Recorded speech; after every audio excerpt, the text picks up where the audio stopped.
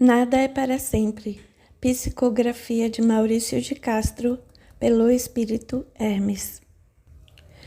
O escritor, através do espírito Hermes, brinda-nos com um envolvente romance sobre um dos temas mais universais e intrigantes da história da humanidade, o aspecto transitório e efêmero das condições e situações humanas e sua correlação com o materialismo. Quanto mais algo é puramente material, maior sua fragilidade frente aos reveses do tempo. A história de Clotilde, mais tarde Isabela, é um perfeito exemplo desta transitoriedade. A vida miserável de favela à prostituição de luxo, aos confortos de esposa de um bem-sucedido político, do amor maternal incondicional, aos impulsos que a impelem aos atos mais hediondos. Tudo parece mutável e passageiro na existência dessa personagem que um dia jurou vingança contra as humilhações e violências que sofreu no início de sua juventude, antes de se tornar Isabela. Para a jovem Isabela, desnorteada pela dor e pela miséria, e seduzida pelas promessas de dinheiro fácil e abundante de uma suspeita madame, o valor de um ser humano na sociedade parece ser ditado unicamente pelo que a pessoa tem de material. E assim ela promete a si mesma se tornar rica e poderosa, sem pensar no quanto isso poderá lhe custar a alma. Espíritos vingativos que a perseguem desde existências prévias tornam ainda mais densa a trama. Os valores equivocados de Isabela, infelizmente, parecem ser a regra na sociedade de hoje em dia. O aspecto espiritual é negligenciado e a religião da maioria se converte em uma perigosa ilusão, a ilusão do dinheiro e de tudo o que ele pode comprar: mansões deslumbrantes, carros potentes, roupas de luxo, poder, privilégios e até mesmo a beleza, talentosamente confeccionada pelas mãos de cirurgiões regiamente pagos. Tudo ilusão, tudo transitório. A ascensão que o dinheiro parece proporcionar é falsa e enganosa. É uma ladeira que temos a impressão de estar subindo enquanto na verdade não saímos do lugar. É como aquela personagem de fábula que corre atrás da lua e em sua ingenuidade crê que se aproxima dela mais e mais, esgotando-se em uma obsessão louca e equivocada. Assim são todos os que guiam suas vidas pela ambição das riquezas mundanas, sem suspeitar que toda a fortuna, o poder e o prestígio alcançados por um homem podem desabar como um castelo de cartas ao menor sopro do destino. Algumas vezes, apenas uma mudança assim pode fazer com que essas pessoas percebam o essencial, que a única riqueza que existe é a da alma e que a única ascensão possível é a espiritual. Somente então se percebe que os verdadeiros degraus para a legítima ascensão, o aperfeiçoamento espiritual, estão em conceitos como o amor incondicional, a abnegação, a responsabilidade pelos próprios atos, o respeito aos outros e a si, a humildade e a fraternidade. Conceitos que nada têm a ver com a dimensão material, especialmente em um mundo como o que vivemos hoje, em que tudo muda tão rapidamente e onde nada é para sempre. Estou certo de que o leitor, após ter o prazer de acompanhar cada reviravolta do interessante relato com o qual nos presenteiam Hermes e Maurício de Castro, terminará este livro um pouco mais rico, mas em moedas que realmente contam, a sabedoria e a iluminação espiritual. Prólogo. Numa tarde chuvosa e fria, uma mulher jovem de miserável aspecto, com o filho pequeno nos braços e uma sacola de sujo tecido nas mãos, tenta esconder-se na intempérie da chuva por entre as casas em construção daquela rua. Finalmente encontra um teto e deita-se ali com o filhinho de bruços sobre a sua barriga. No íntimo sente aliviada, pois nesse exato momento a chuva aumenta com toda a sua força. A criança de meses, sem ter sequer um ano completo, alheia a tudo o que se passa, olha para a mãe e sorri. Em sua inocência, não avalia a dor pela qual ela passa, vendo o filho naquela indigência. Fazia muito tempo que Clotilde passava o dia a esmolar pelas ruas. O barraco em que vivia era paupérrimo, possuía poucos parentes que, em situação igual à dela, não poderiam ajudá-la. Difícil mesmo tinha ficado depois da gravidez indesejada, por sinal. Na favela onde morava era praticamente um cão sem dono e assim ficou fácil ser estuprada por Juvencio, homem forte e asqueroso, integrante de um grupo de marginais. Rapidamente pousou sobre ela os olhos e só se aquietou quando a tomou à força e a violentou. Ao descobrir-se grávida, Clotilde pensou que estava em pesadelo. Procurou Brutamontes, que questionou a paternidade da criança e ainda a espancou. Pensando em aborto, cogitou concretizá-lo. Acertou tudo com uma amiga. Esta ia levá-la a uma mulher que fazia uma beberagem fatal, quando uma noite mudou todo o seu plano. Quando ainda sentia as fortes emoções daquele sonho. Lembrou-se de que quando adormeceu e sonhou que estava num campo verde vasto, quase infinito. Sentiu medo por estar em um local deserto, apesar da beleza. Porém, de repente, uma doce figura de mulher apareceu num clarão. Clotilde, que Deus a abençoe e proteja. Assim como lhe disse da última vez, cumpro minha promessa. Estou aqui pronta para ouvi-la. Ela não reconheceu de imediato, mas a cabo de poucos segundos deu um grito. Diana? Minha amiga querida, como tudo isso foi acontecer comigo? Desabou no chão, chorando convulsivamente. Não mereço, sempre fui tão boa. Diana, espírito lúcido, já bastante evoluído, esclareceu. Sempre merecemos tudo porque passamos. Na lei divina, tudo está sempre certo. Já se esqueceu do que estudou conosco? Ela pareceu se revoltar. Aqui volto a me lembrar, porém lá esqueço. Ademais, acho o fardo muito pesado, não vou resistir. Vou sucumbir mais uma vez. Diana sorriu. Sente-se um pouco nesta grama. Não vim aqui para vê-la chorar dessa maneira. Ninguém está sozinho ou desamparado pelo Pai. Ele jamais nos dá provas maiores do que é que possamos suportar e vencer. Estou aqui para ajudá-la e comigo há um grupo de amigos que assistirão na crosta. Então, é mesmo a hora de Thierry voltar? Não seria mais tarde? Afinal, ainda não estou preparada e o ato do estupro foi traumatizante. O ser angelical elucidou. Sim, Thierry vai voltar, assim como prometeu, para estar ao seu lado, equilibrando-a nas horas mais difíceis do seu reajuste. Mas não é só. Ele também muito errou contigo naquela experiência na França. Tanto é que não lograram viver num plano de regeneração e tiveram de vestir novamente a carne da terra, este mundo de desafios, para assim continuarem o aprendizado. Sei disso, mas é difícil me conformar. Por que fui errada daquela maneira? Só se erra por ignorância. Se você soubesse o que iria lhe acontecer naquele momento, jamais agiria da mesma forma. Por isso, não se condene. Retorne à terra e abrace a responsabilidade que assumiu consigo mesma.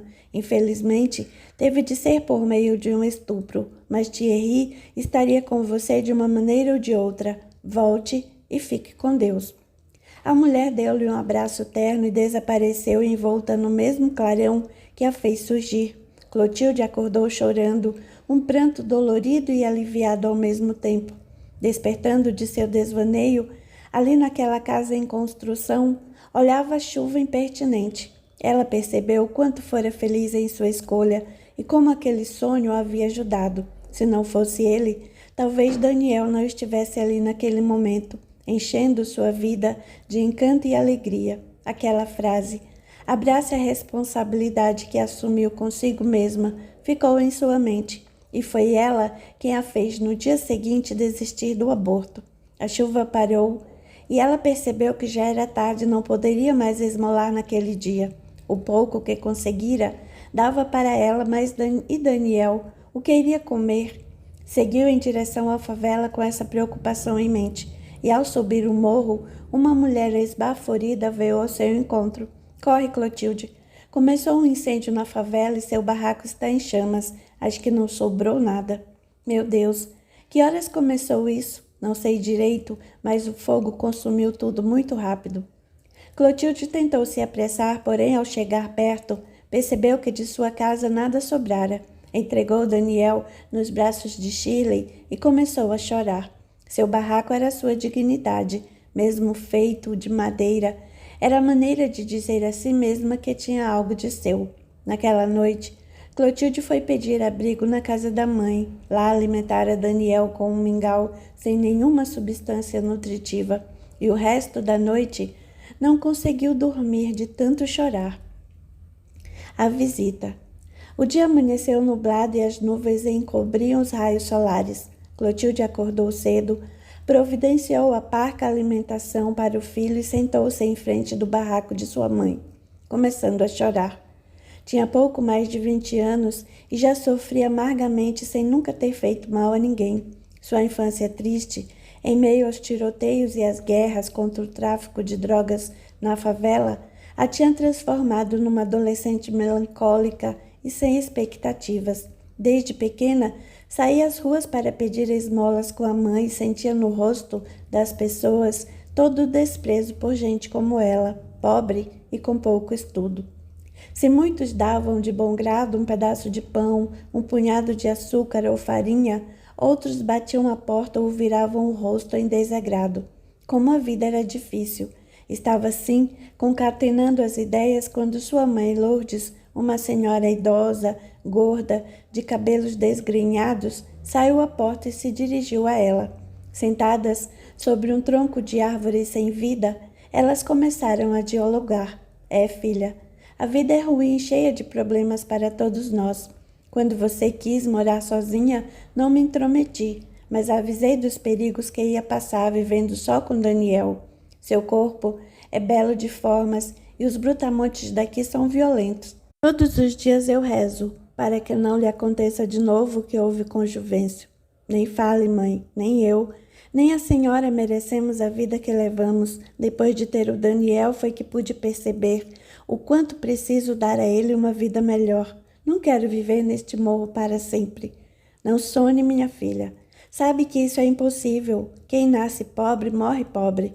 Siga os conselhos desta velha mãe que ele fala. Tudo o que queremos, não conseguimos. Veja o que aconteceu com seu pai. Morreu de doença ruim na boca, aquela ferida que não cicatrizava e aumentava a cada dia. Ninguém veio nos ajudar, nem mesmo Deus se valeu por nós. Às vezes duvido de sua existência. Nesse momento, um grupo de pessoas com sacolas nas mãos subia vagarosamente o morro. Eram 3 mulheres de meia idade. Atrás delas, um carrinho de mão vinha empurrando por mais 2 moços. Aproximando-se das 2, e uma mulher questionou. Foi nesta área da favela que houve um incêndio ontem. Vimos pela TV, mas não temos certeza. As senhoras podem nos informar? Clotilde levantou-se. O incêndio foi na fileira de casas onde eu morava. Do meu barraco não sobrou nada. Mais de 20 casas foram destruídas pelo fogo. Se quiser, posso lhes mostrar. Aceitamos sim. Fazemos parte da assistência social do Centro Espírita Maria de Nazaré e ontem, quando vimos o incêndio, nos reunimos. Juntamos alguns mantimentos e viemos para ajudar. Se as pessoas aceitarem, podemos nos reunir e ler o Evangelho. O que você acha? Lágrimas escorriam no rosto de Clotilde. Acho que todos vão aceitar. Somos muito carentes e não estamos em condições de rejeitar nada. Nossos poucos mantimentos se consumiram junto com o fogo. Foi terrível. Eu me chamo Neide e elas são Jane e Cláudia. Os rapazes são Mário e Lucas. Agora vamos para a rua? Lourdes, meio desconfiada, seguiu com eles para ver o que iria acontecer. Ao chegar ao local, todos perceberam que a situação era desoladora. Se Clotilde teve a casa da mãe para se abrigar, muitos outros vizinhos com filhos pequenos não tiveram abrigo e foram forçados a dormir ali mesmo pelo chão. Felizmente, ninguém morrera. Clotilde anunciou aos visitantes: este é o pessoal do Centro Espírita que veio nos ajudar. Viram ontem pela TV o incêndio e se apiedaram de nós. Quem aceitar a ajuda deve se aproximar. Imediatamente todos vieram, uns chorando, outros agradecendo. Lucas perguntou se eles podiam ler um trecho do Evangelho segundo o Espiritismo e comentá-lo. Todos aceitaram. Abrindo ao acaso, viu-se a seguinte mensagem: o que é preciso entender por pobre de espírito? Após lê-la integralmente, Jane começou o comentário. Jesus nos disse que todos os pobres de espírito herdariam o reino dos céus. Vejam bem, ele disse os pobres de espírito e não os pobres de dinheiro, que é bem diferente. Pobre de espírito é todo aquele que tem o coração pobre de orgulho, de vaidade, de egoísmo. Ao contrário do que se pensa, pobre de espírito não é aquela pessoa sem cultura, sem dinheiro ou conhecimento. É sim, todo aquele que procura se empobrecer das ilusões do mundo e se enriquecer dos ensinamentos de Deus. E continuou, amigos, não pensem que Deus se alegra em vê-los nessa situação infeliz. Ele é sumamente bom e justo, dá a cada um de nós segundo nossas obras. Existem outras formas de aprendizagem para todos aqueles que vivem a pobreza física, mas para mudar o estado de coisas é necessário a reformulação interior. Vocês devem tomar conhecimento de que podem e merecem a felicidade e a fartura, de que podem e merecem evoluir sem o sofrimento. Ao tomarem essa consciência, suas vidas se modificarão. Jesus disse, todo aquele que crê em mim terá vida em abundância. Uma mulher com o rosto marcado pelo sofrimento perguntou, como podemos mudar esse estado de coisas se não temos ajuda? O governo não cumpre seu papel, não temos ninguém que se preocupe conosco. Não concordo com o que a senhora diz. Acho que Deus está omisso e não consegue dar conta de nós. Jane sorriu. Garanto que você está equivocada. Nosso progresso não depende do governo ou de quem quer que seja. Só depende de nós mesmos. A prosperidade é uma questão pessoal e não uma questão social. Por isso, não fazemos esse trabalho por assistencialismo. Vamos à busca de quem realmente precisa e quer se ajudar. Enquanto esperamos que os outros cuidem de nós com nosso egoísmo, esquecemos que estamos na Terra para aprender a enfrentar a vida com coragem e buscar a melhoria. Todos, se quiserem, poderão fazer isso. Não foi Jesus mesmo que disse que a fé remove montanhas? Houve um silêncio geral e Jane prosseguiu. Não queremos confundir vocês, pois cada um aqui tem sua crença e sua fé, e não podemos impor nada a ninguém. Apenas queremos a felicidade de todos e acreditamos em Jesus e nos ensinamentos da espiritualidade. Se algo dito aqui os tocou, aproveitem, que Deus fique com todos. Logo depois, os farnéis foram distribuídos para as vítimas do incêndio. Todos agradeceram a ajuda e o grupo avisou que voltaria mais tarde com roupas e outros utensílios. Vendo aquela expressão de carinho, Clotilde não conseguiu se conter. Como ainda existem pessoas boas no mundo, não é, mãe? É verdade, mas são poucos. A maioria das pessoas são ruins e maldosas. Neste mundo onde vivemos, só podemos esperar mesmo pelas coisas ruins. Credo, mãe. Às vezes acho que as coisas más que nos acontecem vêm da senhora sempre a agourar. Não auguro nada, menina. Apenas digo a verdade. Clotilde não discutiu e seguiu com a mãe para o barraco. Colocou os mantimentos em cima da mesa e, de repente, uma onda de rancor a invadiu. Que miséria ter que depender da caridade alheia. Só aceito por causa do meu filho. Se não fosse por ele, não queria nada disso aqui. Dona Lourdes se indignou. Você deve agradecer a Deus essa gente ter vindo aqui hoje. Esquece que depois que seu pai morreu, o dinheiro das minhas lavagens de roupas não dá para nada. Seus irmãos pouco ajudam. Reze por esse povo que, mesmo fazendo parte de uma seita perigosa, veio aqui nos ajudar. Clotilde calou-se e foi preparar o mingau. Um dia, ela sairia dali e todos iam ver quem ela era de verdade. Após dar comida a Daniel, ela saiu a esmolar novamente. Passou o dia, mas recolheu pouca coisa. À noite, dividindo a cama tosca e mal cheirosa com a mãe, ela adormeceu pensando em como deveria fazer para mudar de vida. Uma proposta das trevas. Novamente, após raiar o dia, Clotilde saiu pelas ruas de São Paulo caminhando lentamente com o filho a tiracolo. Passou por algumas casas, pediu esmola e foi seguindo. No final de uma bonita rua nos Jardins, ela divisou uma senhora bem vestida, sentada em um jardim muito verde e bem cuidado. Lia um livro que parecia ser a Bíblia com muita atenção. Senhora, tem uma esmola para me dar, pelo amor de Deus? A mulher olhou de soslaio para Clotilde e de longe mesmo respondeu: Passe aqui na sexta-feira. Hoje não é dia de esmolas. Dizendo isso, consertou os óculos e voltou a ler. Pelo espírito de Clotilde passou uma onda de raiva e ela gritou: Será que a senhora é tão ruim a ponto de me negar uma mísera esmola? Então, para que ler esse livro e ser religiosa, se a senhora não é capaz de um ato de caridade? A mulher se levantou enraivecida e revidou. E essa agora, uma pedinte ousando me desafiar, saiba que de pobres miseráveis já estou farta. Saia de minha calçada, antes que eu mande meu segurança colocá-la para fora. Não confio em pessoas como você.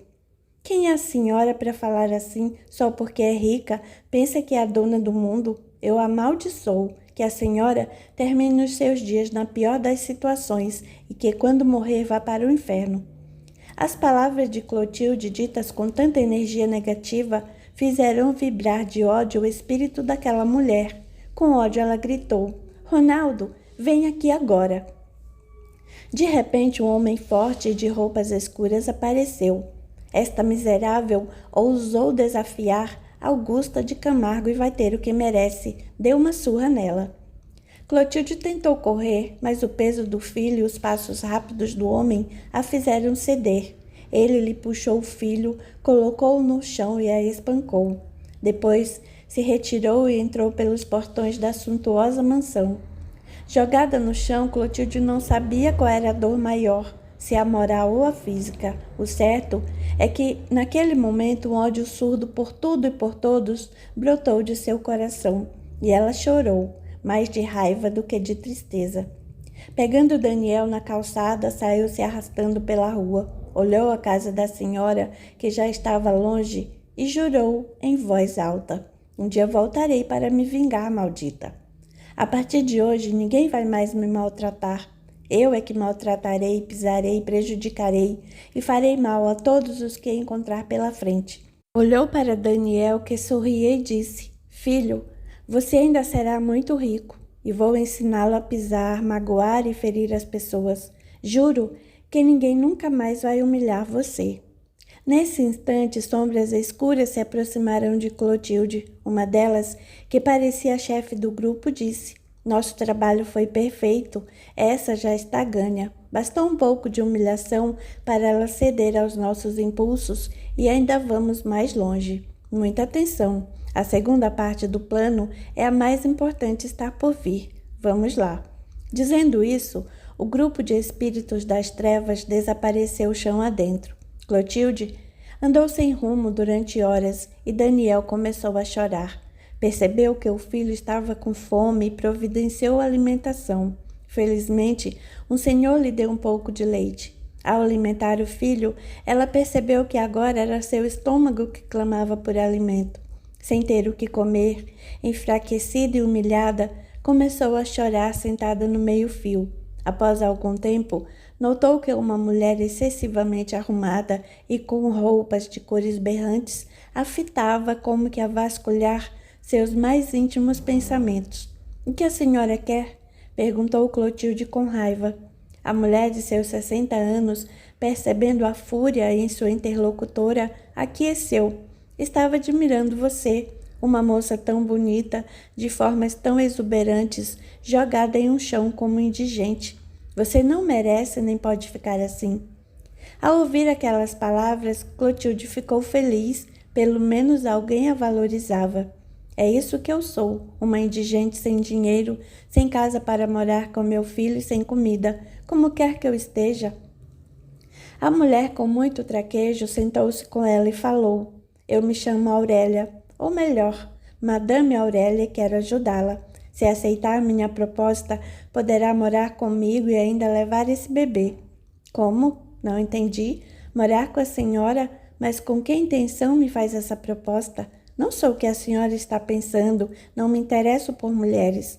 Madame Aurélia sorriu. Não é nada disso, sua boba. Vou lhe revelar a verdade. Tem um bordel num bairro afastado daqui, mas que é frequentado por homens de estirpe paulistana. Convivem comigo muitas moças que, assim como você, estavam em situação difícil e lá encontraram apoio. Hoje, recebem muito dinheiro pelo que fazem. Ao observar seu corpo esbelto e seu rosto bonito, pensei logo, essa é a menina que faltava para completar minha coleção de moças e suprir a falta de Julieta que se casou. Clotilde estava admirada com tudo que ouvia e não conteve a pergunta: uma prostituta se casou? Após uma gargalhada, Madame Aurélia respondeu: isso mesmo, é raro, mas acontece, e com você pode até acontecer o mesmo. Se aceitar, levo-a a um ótimo salão de beleza onde vai ficar mais bela e depois a ensino tudo sobre a profissão. Porém, tenho de explicar um detalhe. Você tem que me dar garantia de que é maior de idade e terá de dividir seus lucros comigo. No bordel entra muito dinheiro e é justo que eu fique com 50% de tudo que você faturar. Garanto que é muito dinheiro e que você não vai se arrepender.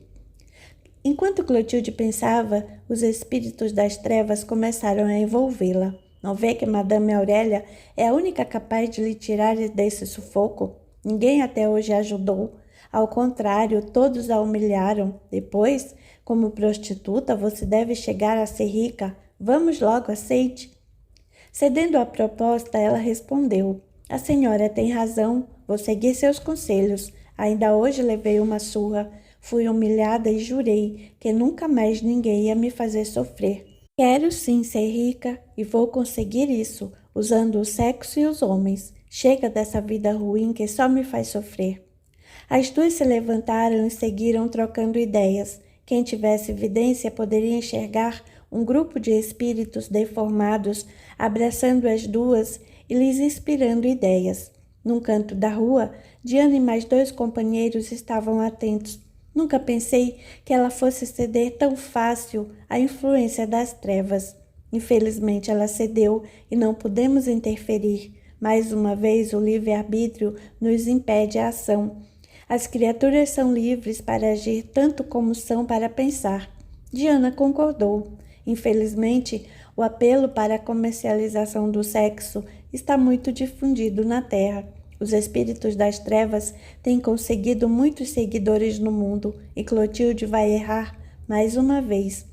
Vivendo em um bordel, ela estará se comprometendo ainda mais com as leis divinas e terá um penoso reajuste. Um companheiro questionou: e Madame Aurélia vai continuar por séculos corrompendo consciências? Assim será, até que a dor venha visitá-la. Toda pessoa que desrespeita o sexo, levando-o à comercialização, sofrerá as consequências danosas desse ato.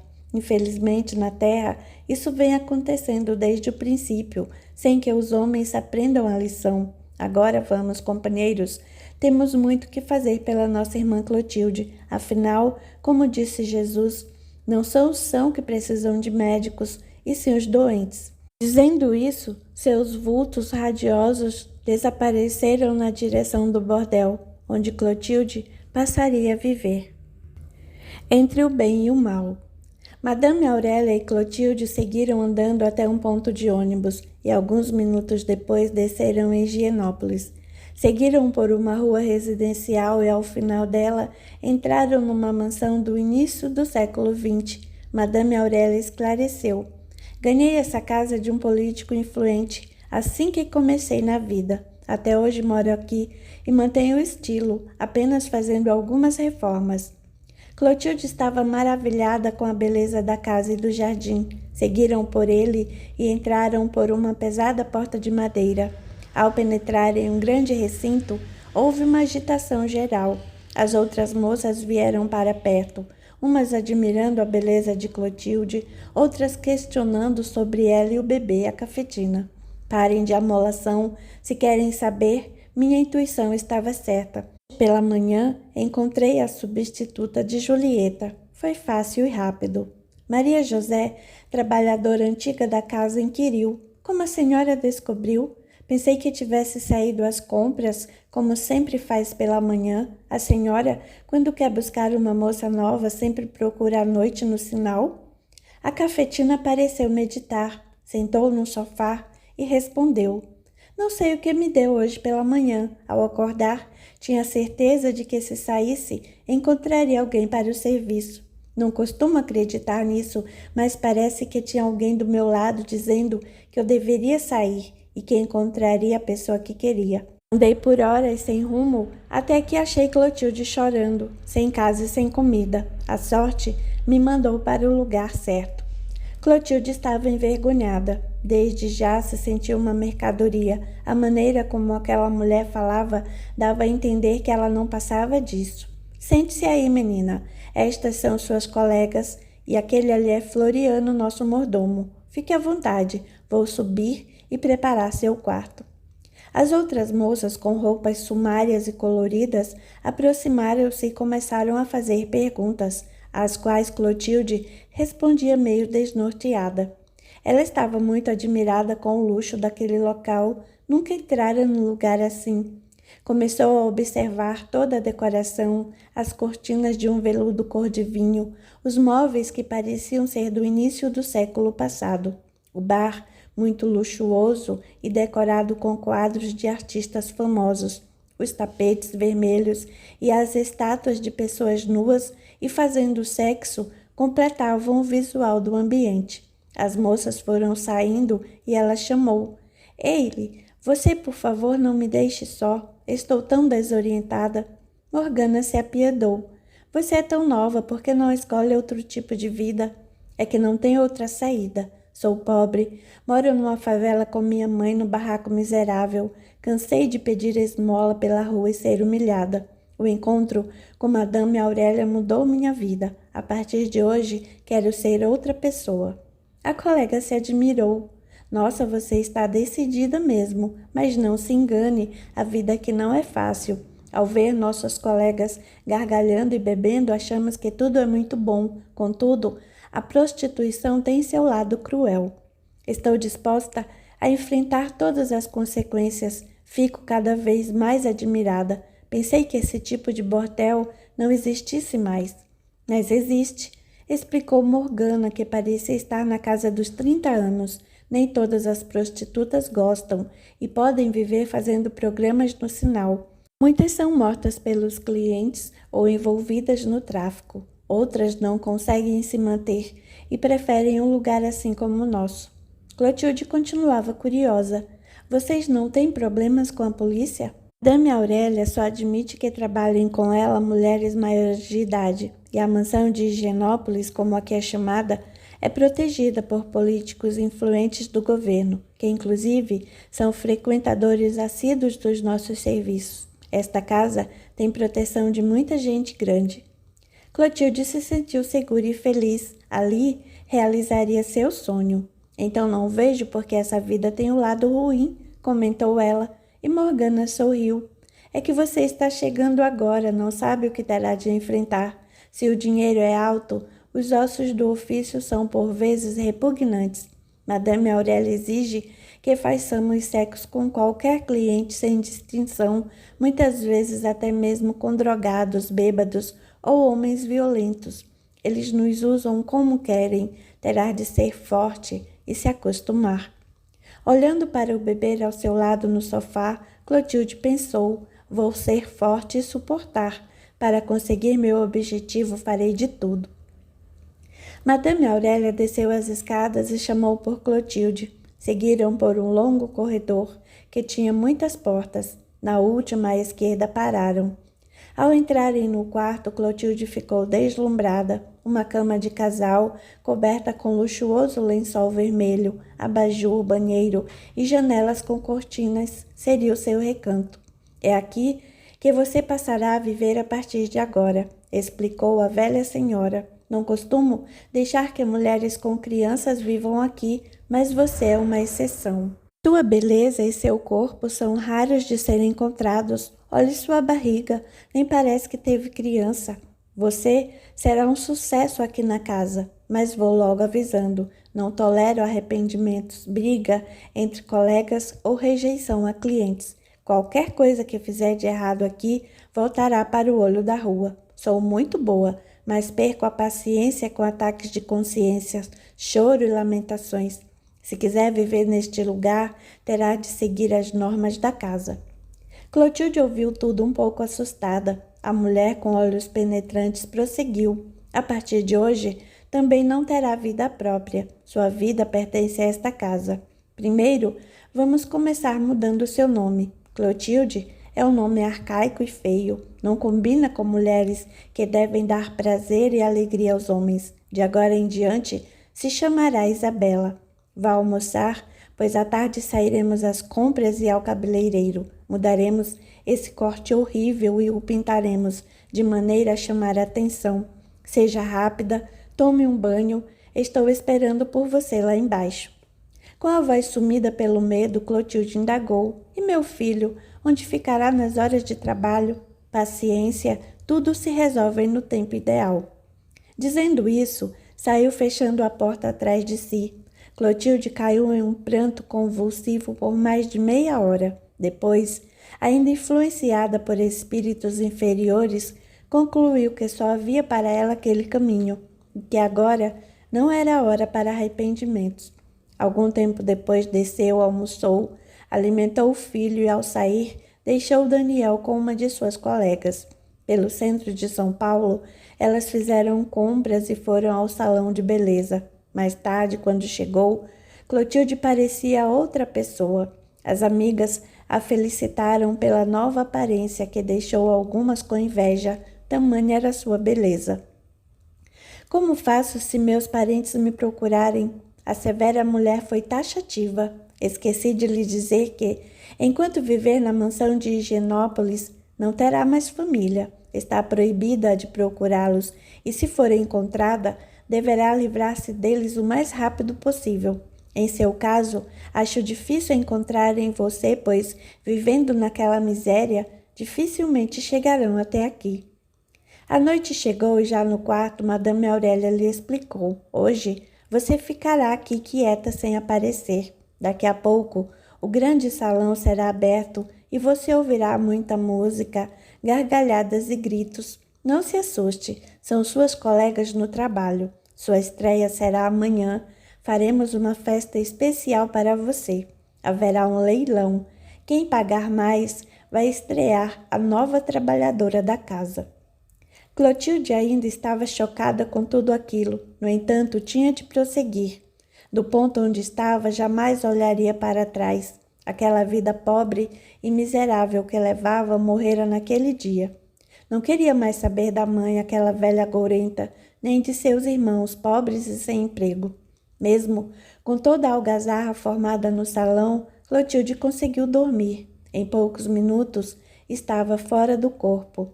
Viu 3 homens com roupas escuras, cabelos desgrenhados e semblantes perversos se aproximar. Parabéns! Está fazendo tudo certo, continue assim. Você conseguirá tudo o que deseja. Quem são vocês? Perguntou assustada. Somos seus amigos. Estamos lhe inspirando as ideias e as ações. Não tem se sentido forte ultimamente para decidir as coisas? Pois é, somos nós. O espírito de Ana também apareceu. Reduzindo a sua vibração, ela pôde ser vista por todos eles. Clotilde correu e abraçou-a.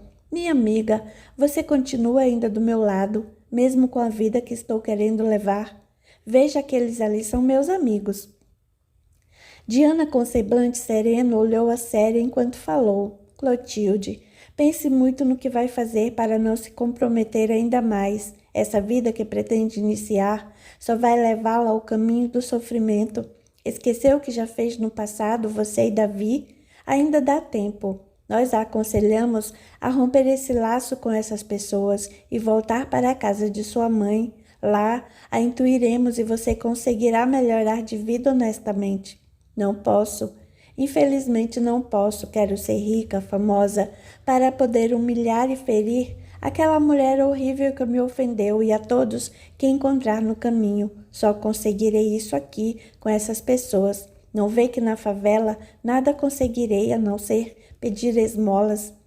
Diana não se deu por vencida. Você pensa assim, pois está dando vazão às ilusões do mundo. Dinheiro e fama só são bons quando os conseguimos pelos caminhos do bem. Quem procura a riqueza e o status por meios negativos e reprováveis, por meio do roubo ou da vida fácil na prostituição, apesar de o conseguirem, nunca serão felizes. As leis de Deus cobrarão, centavo por centavo, tudo o que for conseguido de forma desonesta. E em seu caso, haverá agravante da prostituição. Toda pessoa que se utiliza desse meio para subir na vida terá um retorno doloroso no futuro. Terá nascer pobre mais uma vez e ter os órgãos genésicos deformados, além de ter como companhias os obsessores que a induziram por esse caminho. Pense bem antes de decidir. Os espíritos que ouviam tudo estavam sentindo que podiam perder a chance de influenciar Clotilde, tomaram a frente. Não pense assim, amiga. Não vê que essa aí só quer seu mal? Em poucos anos nessa casa, você vai conseguir tudo o que quer. Até um marido estamos providenciando para você. Analise bem. Estando do nosso lado, nunca estará desamparado e ainda vai conseguir se vingar de todos que a molestaram, até mesmo daquela mulher. Clotilde ficou em dúvida, mas e se me acontecer tudo aquilo que Diana falou? Ela é minha amiga, estudei muito com ela, eu já sabia que a tentação da vida fácil ia aparecer na minha jornada. Julgava estar forte para resistir, mas parece que vou sucumbir. Posso ser punida severamente por Deus. O espírito gargalhou. Você acredita mesmo nisso? Esse papo não resolve nada. Vemos pessoas do bem a todo instante sofrer maldades e receber desgraças, enquanto nós, os chamados ruins, prevalecemos vitoriosos e com sorte. Qual caminho vai escolher? Diana fez sua última tentativa. Não é bem assim como ele disse. Quem é realmente bom sempre recebe o bem porque a lei é justa. As pessoas que chamamos boazinhas e que sofrem estão passando por provações, não estarem dando o melhor que podem dentro do nível de evolução delas. Alardeiam o bem e o fazem realmente ao semelhante, mas deixam de fazê-lo a si próprias. Não desenvolvem a consciência, não procuram ter fé, nem cultivam bons pensamentos. Só pensam em amar os outros sem amar a si mesmas. A felicidade só acontece quando abrimos a consciência e usamos nosso potencial a nosso favor. Jesus nos disse: amai o próximo como a ti mesmo. Infelizmente, muitas pessoas se esquecem do ti mesmo.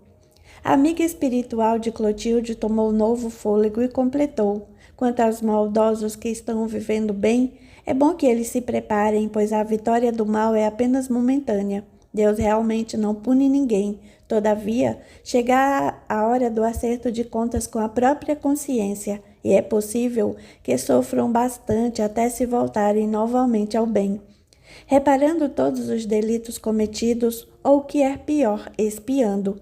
Não se trata de castigo divino, e sim do retorno natural de suas ações.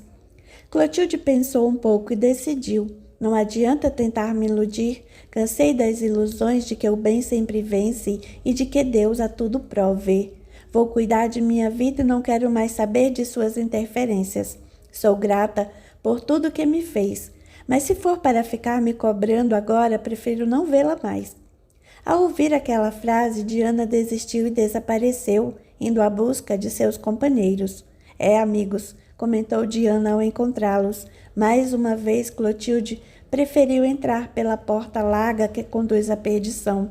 Entretanto, estaremos atentos. Qualquer sinal de mudança, voltaremos para ajudá-la. Chegaram àquele lugar onde espíritos inferiores aproveitavam as paixões que escravizam os homens e foram se recolher à colônia Campo da Redenção, onde trabalhavam e viviam.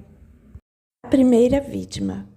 Fazia um ano que Isabela se encontrava na mansão de Higienópolis. Desde o dia de sua estreia no bordel, tivera de suportar todo tipo de humilhação e impropérios. Ela procurava aguentar tudo calada, deixando os homens livres para fazer com ela o que quisessem, como tinha ensinado Madame Aurélia. Mas em seu íntimo estava repleto de ódio e rancor. Assim como ela agradecia a Deus seu filho estar alimentado e bem, também odiava todos, principalmente a mercenária cafetina. Um dia ela se vingaria dela também e poderia lhe mostrar então quanto era forte. Nunca mais tivera notícias da mãe nem dos irmãos. Sempre que pensava neles, uma onda de rancor a invadia. Julgava-os fracos e sem capacidade. A noite estava bonita e a brisa do outono entrava pelas grades das janelas da mansão. Isabela estava no quarto contíguo ao seu, onde ficava Daniel, e o alimentava quando Morgana entrou. Isabela, é bom se apressar, pois Madame Aurélia quer todas nós no grande salão. Tem algo de muito importante a nos comunicar. O que ela quer desta vez? Explorar-nos ainda mais? A outra, com ar preocupado, sentou ao lado dela. Você sabe que sou sua amiga e quero o seu bem, começou Morgana. Por isso, vou lhe avisar. Não abuse da bondade da madame. Outro dia, eu a ouvi dizer que você é muito dada a chiliques e quer ser melhor que as outras. Disse também que só não a coloca no olho da rua porque é muito bonita e dá muito lucro. Mas lhe digo para não abusar. Ofélia era assim, até o dia em que a madame não aguentou e tocou ela daqui. Isabela sentiu muita raiva. Quem aquela madamezinha pensava que era? Digo-lhe, Morgana, um dia ainda serei rica e vou sair desse inferno. Nesse dia, vou me vingar de todos os que me humilharam, principalmente de Dona Aurélia, eu juro. E se você quiser, a levarei junto. Outra, com um sorriso triste, redarguiu.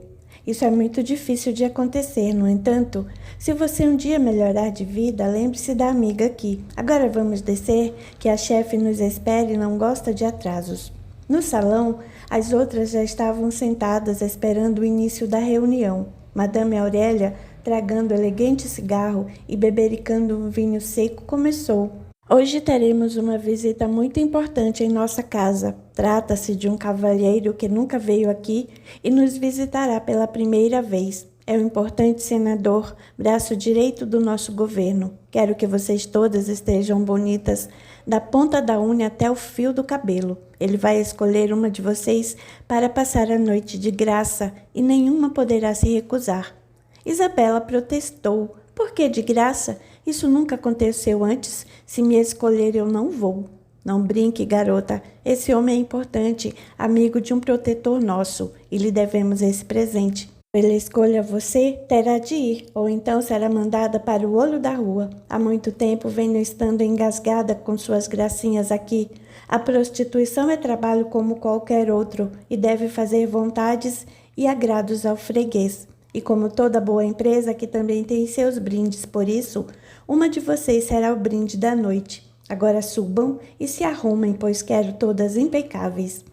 As moças subiram insatisfeitas, não gostavam de trabalhar de graça, nenhuma delas queria ser a escolhida. Finalmente, a hora chegou. A casa cheia, anunciando a animação, estava à espera do misterioso homem. De certa forma, ele entrou acompanhado de outros amigos já frequentadores do lugar. Após cumprimentar a dona, sentou-se e pediu uma bebida forte. Num lugar do umbral, um grupo de espíritos se reunia e um deles dizia: a hora chegou, precisamos ir para lá. Além do que estamos ansiosos pelas vibrações do sexo que podemos obter naquele paraíso. Isso mesmo. Ela é um fantoche em nossas mãos, certamente vamos conseguir. Dizendo isso, as sombras escuras desapareceram, indo em direção ao local. Madame Aurélia fez uma espécie de desfile no qual uma a uma as mulheres eram apresentadas. De repente, as sombras chegaram ao ambiente e cumprimentaram outros espíritos que já se encontravam no local. Todos buscando o prazer do sexo de forma ilícita e sempre o conseguindo junto àqueles que não possuem vivência no verdadeiro bem. Romário, que comandava a expedição, explicou: vejam como é fácil obrigar as pessoas a fazer nossas vontades. Madame Aurélia foi no século passado uma famosa cafetina nordestina, comandava com mãos de ferro um bordel que ficou famoso naquelas paragens. Conseguia, com uma feiticeira, uma beberagem que impedia suas meninas de engravidar, e caso alguma delas pegasse barriga, como assim ela dizia, a levava a uma mulher experiente para fazer abortos. Essa mulher que vocês veem aí foi responsável por mais de 100, praticados no ambiente onde trabalhava fora os outros incontáveis que fez em si mesma. Não sabemos porquê, mas desencarnou naquele tempo com um terrível câncer no útero, que a devorou em 6 meses. Ficou no umbral sofrendo, como se ainda estivesse com a doença durante largo período. Depois que foi resgatada pelos servos do Cordeiro, nunca mais ouvimos falar dela, até que um dia encontramos pelo pensamento em uma situação difícil. A mãe tinha morrido e ela era arrimo de 6 irmãos menores. Sem ter dinheiro e sem trabalho, entrou em desespero. Daí foi fácil sugerirmos que retornasse à antiga profissão que exerceu no passado. E agora, vocês podem ver o resultado. Os espíritos gargalharam e se dirigiram ao alvo da noite, o senador Humberto Aguiar. Sentado à mesa com um copo de bebida nas mãos, o senador esperava com ansiedade a hora de escolher sua preferida. Ele era um homem de meia idade, moreno claro, com um bigode devidamente aparado, meio calvo, mas muito bonito.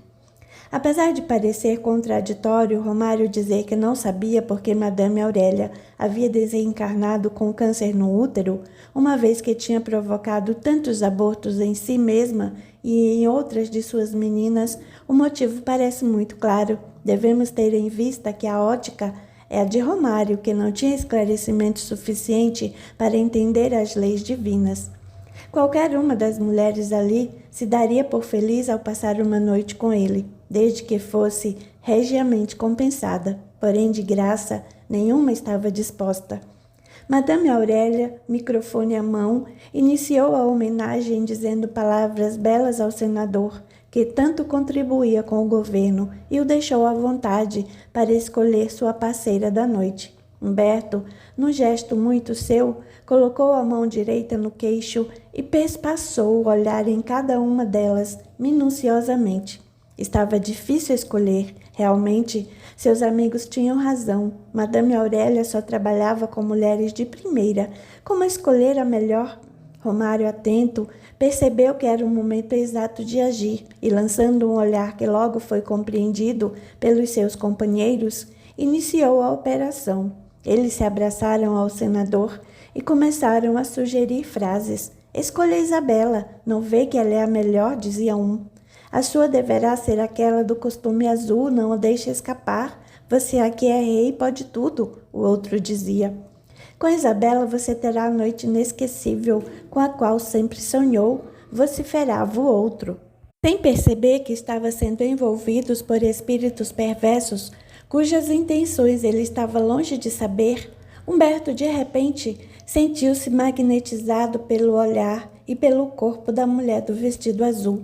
Fez menção de olhar as outras na tentativa de encontrar alguma mais interessante, mas não conseguia. Estranha força o prendia ao semblante de Isabela. Com rapidez decidiu. Seria que estava na ponta da fila. Com um gesto, ele fez a sua escolha. Isabela tremeu. Isso não poderia estar acontecendo com ela. Isabela, desça, ordenou a madame. Acompanhe o senhor Humberto ao seu quarto. Você foi a escolhida. Parabéns. Palmas e gargalhadas cortaram o ar. O olhar de Aurélia já dizia por si mesmo que se ela não obedecesse, não escaparia do olho da rua. Isabela ainda tentou enfrentá-la, todavia, ao lembrar que Daniel poderia ficar mais uma vez sem teto ou comida, resolveu aquecer. A festa continuou no grande salão, enquanto ela e Humberto foram para o quarto. Daniel ficava sempre aos cuidados de uma empregada que não exercia a função de prostituta, enquanto a mãe trabalhava. Uma vez no quarto, Isabela se entregou àquele homem que sequer iria pagá-la com muita repugnância. Quando tudo acabou, o espírito de Romário sussurrou ao seu ouvido: "Esse é o homem que você esperava. Nele está a sua chance de mudar de vida. Aproveite." De repente, um pensamento a acometeu. Quem sabe esse homem não pode me tirar da miséria? Fumando um elegante charuto, ele parecia estar distante. Tomando coragem, numa atitude incomum às prostitutas profissionais, ela tentou: "O senhor mora em Brasília mesmo?" Ele, parecendo não ter se importado com a pergunta, respondeu: "Praticamente sim. Lá tem um belo apartamento onde passa a maioria dos dias da semana. Aqui em São Paulo tenho uma bela casa onde ficam minha esposa e minha filha." e venho sempre que posso. O senhor é casado há muito tempo? Sim, há mais de 30 anos. Construiu uma família sólida, embora marcada por tragédias. Perdi 2 filhos num acidente de carro e minha esposa vive doente.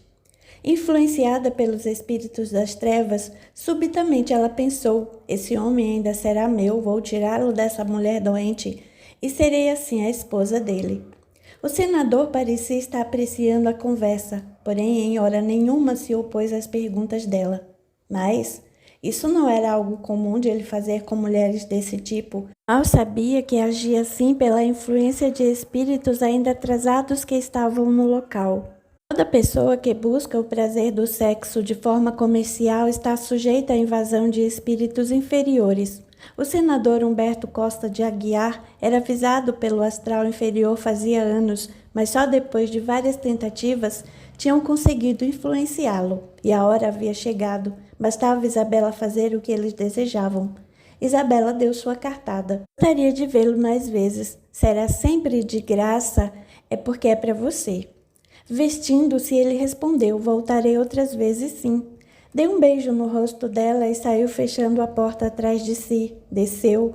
O salão havia se aquietado e apenas uma música romântica embalava alguns casais que ainda conversavam na penumbra. Muito contente, Madame Aurélia aproximou-se do senador. Tenho certeza de que gostou, senador. Isabela é uma das minhas melhores meninas. Com certeza é a melhor. A partir de hoje quero que ela seja exclusivamente minha. Pagarei por isso. Basta me dizer a quantia. Pelo semblante de Aurélia passou um vislumbre voraz de ambição.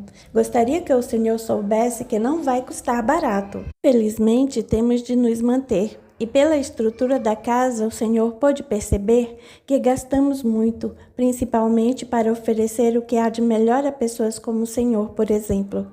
Ele se sentou próximo ao balcão e pediu uma bebida, a qual Aurélia serviu com prazer. Como era bom fazer um negócio de vulto como aquele.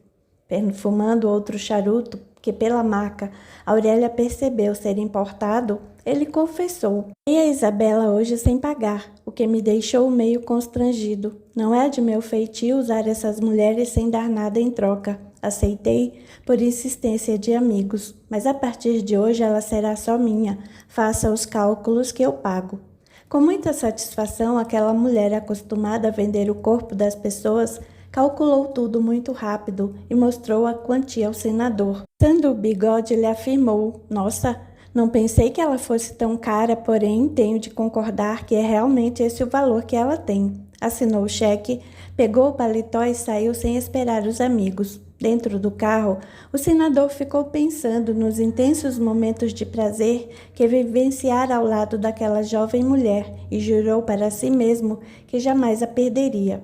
Ele não poderia ver a quantidade de espíritos que o rodeavam, do teto do carro aos bancos.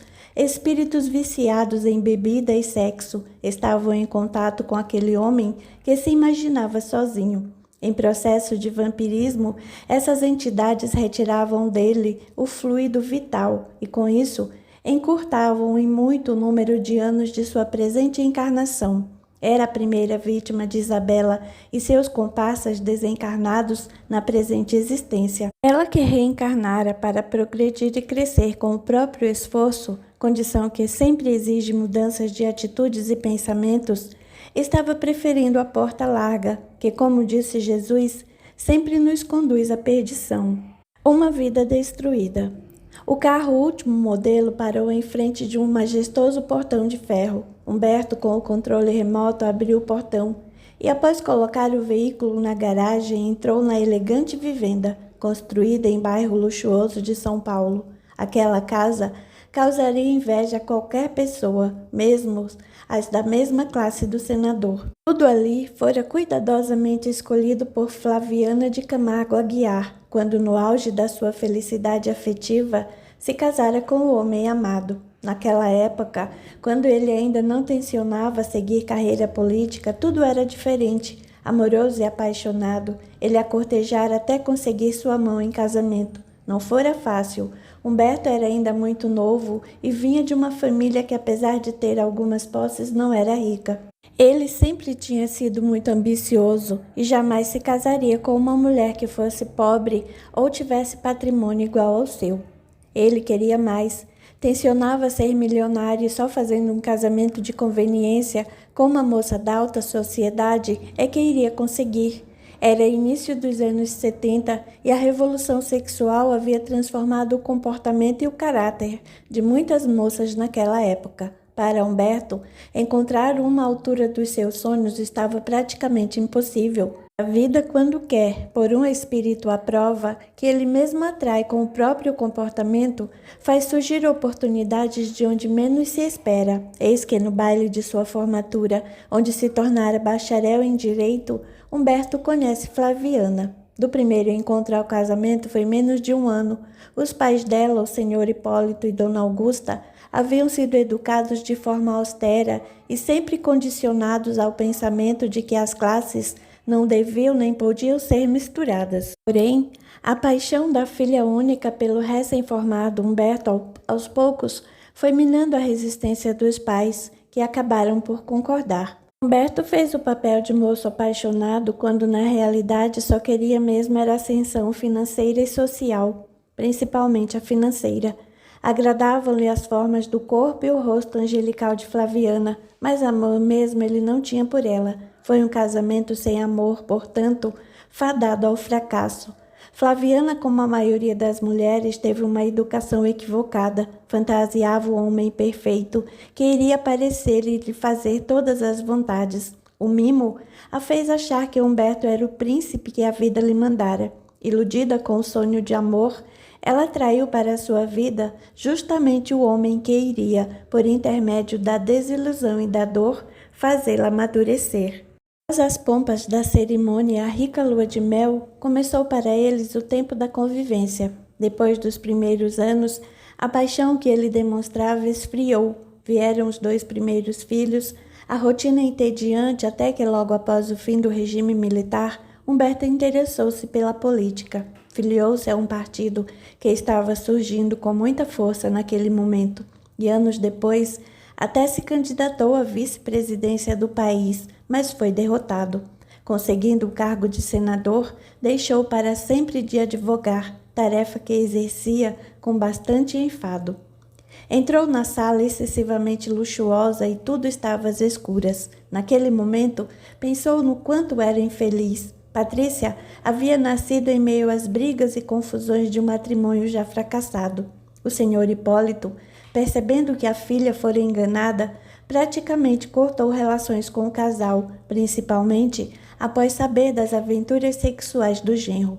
Humberto subiu e, com desgosto, foi para o quarto de hóspedes em que dormia. Começou a relembrar a tristeza e a dor de ter perdido Marcos e Alfredo, seus filhos queridos, e que seriam seus continuadores na carreira política. No desastre, apenas ele se salvara.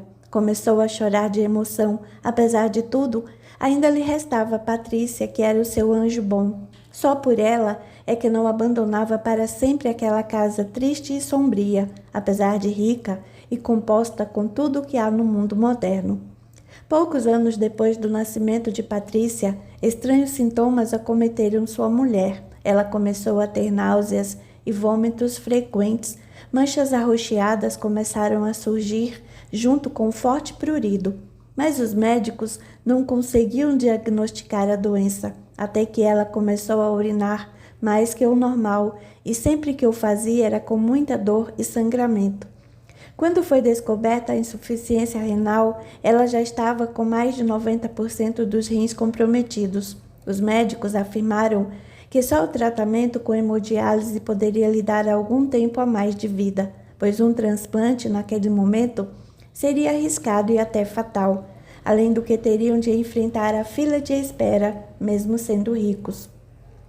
Foi uma bomba que caiu sobre aquela família. Desesperada, Dona Augusta, já viúva há alguns anos, exigiu que o tratamento fosse feito em casa. Eles conseguiram os aparelhos e montaram uma verdadeira clínica no próprio quarto do casal. Humberto A partir daquele momento, sempre tinha de contar com a presença desagradável da sogra em sua casa. Olhar rancoroso, ela conversava com ele somente o necessário. Fazia 2 anos que sua mulher estava gravemente enferma.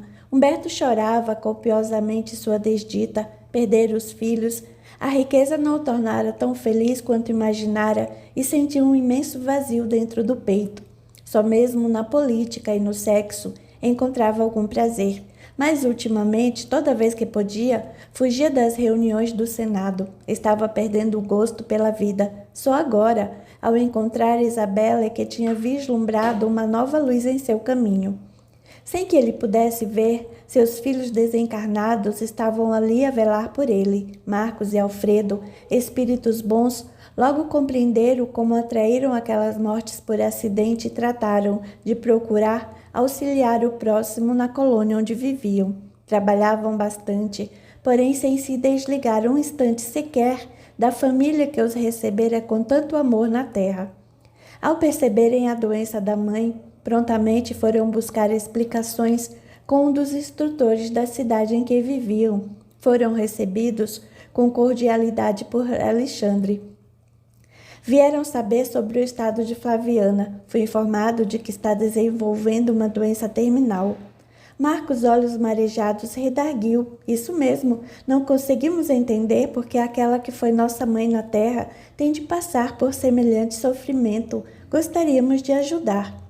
A doença da mãe de vocês não poderá ser curada na presente encarnação.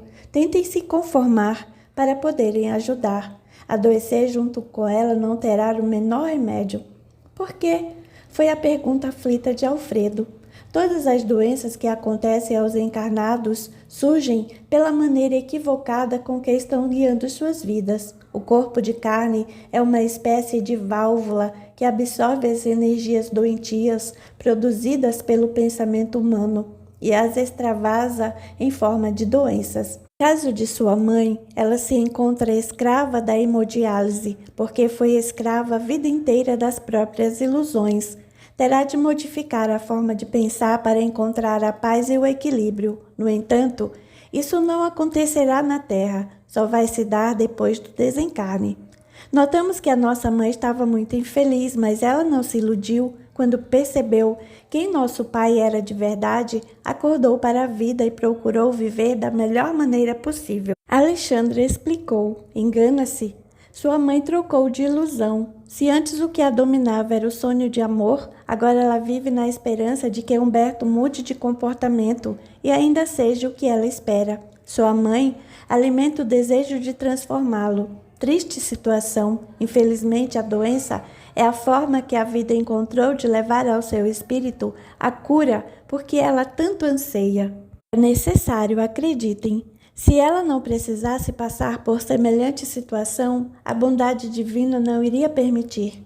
Conformados, eles saíram e, a partir daquele momento, procuravam ajudar no que fosse necessário, no intuito de diminuir as dores da mãe. Era com tristeza que viam o pai mergulhar nos meandros da corrupção e do sexo irresponsável, mas nada podiam fazer a não ser rezar e ter paciência. Humberto chorou durante um tempo, porém lembrou-se da filha Patrícia, o único bem que lhe restara na vida. Como ela era bela e inteligente.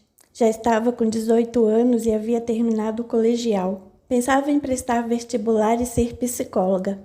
Humberto sabia que ela conseguiria, era muito interessada pela vida e pelos estudos. Naquele instante, lembrou-se das conversas longas que tinha com ela e de como admirava sua sabedoria. Apesar da idade, ela tinha muitas ideias que desafiavam o raciocínio comum e às vezes fazia com que ele se sentisse bem melhor.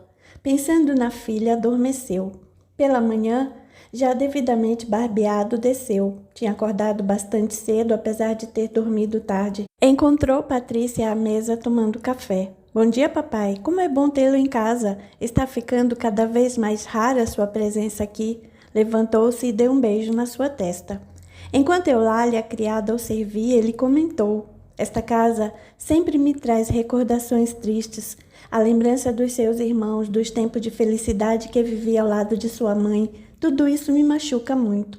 Sabe, papai, Há alguns meses tenho frequentado um lugar muito bom, onde tenho aprendido várias coisas a respeito da vida. Sempre que eu vou lá, me sinto muito bem. É um centro de estudos espirituais. Gostaria muito que o Senhor fosse lá um dia comigo. Ele, meio desinteressado, perguntou: E o que se aprende lá? Pelo visto, é um centro religioso. Lá, eles ensinam que o sofrimento é um estado antinatural. Nascemos para ser felizes e que a perfeição total é o nosso destino. Mas não tem nada a ver com religião. Eles afirmam que as religiões vão acabar e trabalham com eles muitos terapeutas e médiuns que, com o auxílio de espíritos bons e evoluídos, nos ajudam a viver melhor. Ele fez um ar azedo.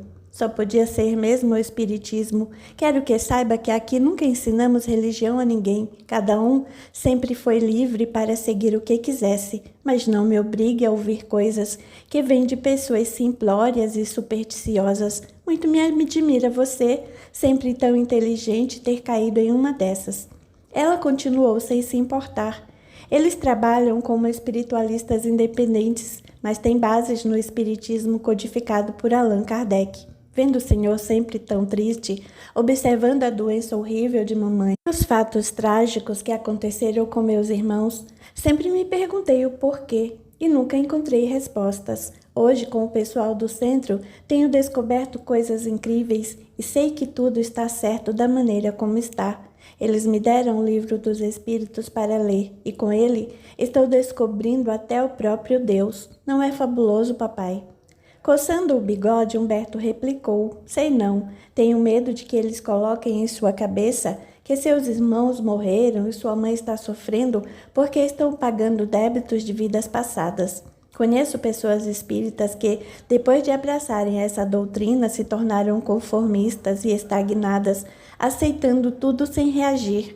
Não quero que você pense assim. É aí que está o engano, papai. A interpretação errada de alguns deu a essa sublime doutrina uma conotação conformista. Tenho aprendido que não existe fatalidade e que 90% dos nossos sofrimentos não vêm de vidas passadas, e sim de escolhas atuais. Só quando nascemos com defeitos físicos, em estados calamitosos de pobreza e doença, ou uma família problemática, é que estamos recolhendo o que fizemos no passado. Quanto ao resto, corre por conta do nosso modo inadequado de pensar e encarar a vida. Creia, papai, o sofrimento pode e deve ser evitado. Chegou a hora de a humanidade se libertar de vez da dor. Não acha que tenho razão? Tomando vagarosamente seu café, Humberto se perguntava de onde a filha tirava tantas ideias que por vezes o confundiam. Não, como explicar o sofrimento de sua mãe, uma mulher tão boa e prestativa? Não consigo entender. Se você perguntar a um espírita, por exemplo, ele dirá que é um resgate. Nada disso. Conversei com a Silvia, uma das terapeutas, sobre o problema de mamãe, e ela me disse que os problemas de saúde são o resultado de atitudes equivocadas da pessoa na presente encarnação. Nos casos de problemas renais, a causa está na escravidão que a pessoa vive consigo mesma, espera tudo dos outros e tem dificuldades no relacionamento afetivo. São pessoas que criam a imagem do amor ideal e, quando se decepcionam, ficam com muito ódio, achando que tudo está perdido. Elas, então, desistem de viver, atraindo para si as moléstias dos rins. Humberto remexeu-se na cadeira. Realmente, Flaviana havia se decepcionado bastante com ele. Com certeza, ela descobrira que o casamento fora por uma conveniência. Resolveu parar com aquela conversa. Não desejava se sentir culpado. Eulália desceu a escadaria com uma bandeja praticamente intacta nas mãos. Aproximou-se da mesa. Senhor Humberto, Dona Flaviana o chama. Disse que quer lhe falar antes que saia. Como ela está hoje, Eulália? Um pouco pior. Está depressiva, quase não quis comer. Deixando a filha na sala, ele foi ter com ela. Ao entrar no quarto, uma sensação de tristeza muito grande o invadiu. Aqueles aparelhos horríveis, filtrando o sangue praticamente o tempo inteiro, davam uma impressão soturna ao ambiente. Na cama, ricamente arrumada, Flaviana se encontrava com os olhos perdidos num pranto indefinido. Em quase nada, lembrava aquela moça jovem e bonita que um dia havia se casado com Humberto. Sente aí, disse ela com voz fraca. Ele obedeceu. Sei que você nunca me amou. Percebo como era ingênua quando achei que você era o homem perfeito que idealizei. Tarde demais. Minha vida está destruída. Ele pegou nas mãos dela e o remorso o fez derramar algumas lágrimas. Não diga isso. Você é jovem. Sua vida não está destruída. Você vai se recuperar e voltar a ser o que era antes. Lembre-se de Patrícia. Ela precisa muito de você. Não se iluda mais. Sei que não tenho chances de cura. E se tivesse, não sei se iria querer mais me curar. Para quê? Para viver desprezada por você dentro desta casa enorme, sem meus filhos? Prefiro morrer ao voltar a essa vida que você me dá. Ele chorou pelo remorso. Não tive culpa do que aconteceu, você sabe como a política me absorve. Não posso fazer mais do que eu faço. Pensa que também não sofro a morte de Alfredo e Marcos? Pensa que não sofro ao vê-la assim, sem poder se levantar e levar uma vida normal? Você sofre pelo remorso, por ter me atirado da casa dos meus pais e despertado meu amor sem nenhuma intenção de retribuir. Como fui cega, lamentou-se Flaviana. Mas não posso me demorar relembrando a infelicidade que é a minha vida. Chamei-o por causa de algo mais importante. Nossa filha Patrícia. Em breve não estarei mais aqui para cuidar dela e orientá-la. Quero que a leve para a casa de minha mãe. Ele ruborizou. Isso nunca. Patrícia vai continuar sempre comigo. Não vejo por que levá-la para a casa de Dona Augusta. Tenho meios de educá-la e o farei. Faço o que estou pedindo. Talvez seja meu último pedido a você. Sei que não tem condições de cuidar dela. É moça, é jovem e precisa de alguém que a oriente. Você leva a vida imoral e nunca está em casa. Raramente larga Brasília para vir aqui. Faça o que eu estou pedindo e não hesite. Ele pensou em discordar, mas resolveu ceder, prometendo a ela o que no fundo sabia que não iria cumprir. Jamais deixaria suas filhas nas mãos de uma mulher como Augusta Camargo. Resolveu contemporizar, beijou o rosto dela e desceu.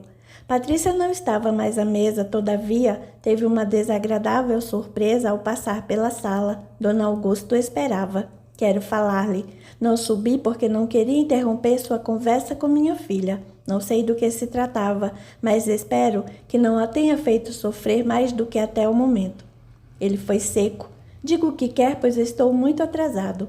Como sempre, só não estava atrasado quando tirou minha filha do lar, onde ela era amada e valorizada, para trazê-la a uma vida de sofrimentos e traições. Mas tenha certeza de que não viverá feliz um dia sequer de sua vida. Terá a mim como inimiga e não lhe darei paz enquanto viver.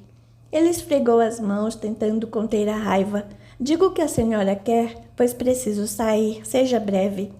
A velha e elegante senhora prosseguiu. Quero que contrate mais uma empregada para esta casa. Desejo que minha filha tenha companhia nas horas mais difíceis, que é durante o dia. Conversei com o Dr. Eduardo e ele garantiu que ela está em fase terminal. Não quero que nada lhe falte nesses últimos momentos de vida. Quero pelo menos que morra com dignidade. Empregada. Mas esta casa já tem tantas. Eulália cuida muito bem dela, não lhe deixa faltar nada. Eulália é da cozinha. Estou me referindo a uma exclusiva. Para ser mais direta, quero que contrate uma enfermeira para cuidar dela. Nesse instante, o espírito Romário, que estava atento a toda a conversa, soprou nos ouvidos de Humberto. Concorde com ela, não discuta. Nós o ajudaremos a encontrar a enfermeira. Humberto resolveu concordar. Está certo. A senhora pode providenciar isso para mim? Não tenho tempo para essas coisas. Estou indo resolver alguns problemas e depois sigo para Brasília. O companheiro de Romário influenciou Augusta, que logo protestou. Nada disso. Você é que deverá contratar a enfermeira desta vez. Já fiz muito por esta casa. Todas as empregadas daqui foram escolhidas por mim e minha filha. Agora é sua vez. Contrate e traga essa enfermeira ainda hoje, ou não responderei por mim. Dizendo isso, a velha senhora virou o rosto e subiu a escadaria em direção ao quarto de Flaviana. Sem saber o que fazer diante de tanta petulância, Humberto também saiu, ia ver Madame Aurélia, fazer algumas recomendações e conversar diretamente com Isabela. Iria lhe propor montar uma bela casa onde ele a visitaria semanalmente. De repente, Romário, que estava ao seu lado, lhe disse: "Você não precisa se preocupar com a enfermeira. Traga Isabela para sua casa e transforme-a em acompanhante de sua esposa. Diga que é a enfermeira que contratou. Ninguém vai desconfiar. Além do mais, você poderá possuí-la sexualmente na sua própria casa, sem gastar tanto." A maioria dos pensamentos das pessoas é sugerida por espíritos que circulam na crosta terrestre. Ignorando esse fenômeno de comunicação telepática, os encarnados supõem que estão pensando por si mesmos. Grande ilusão.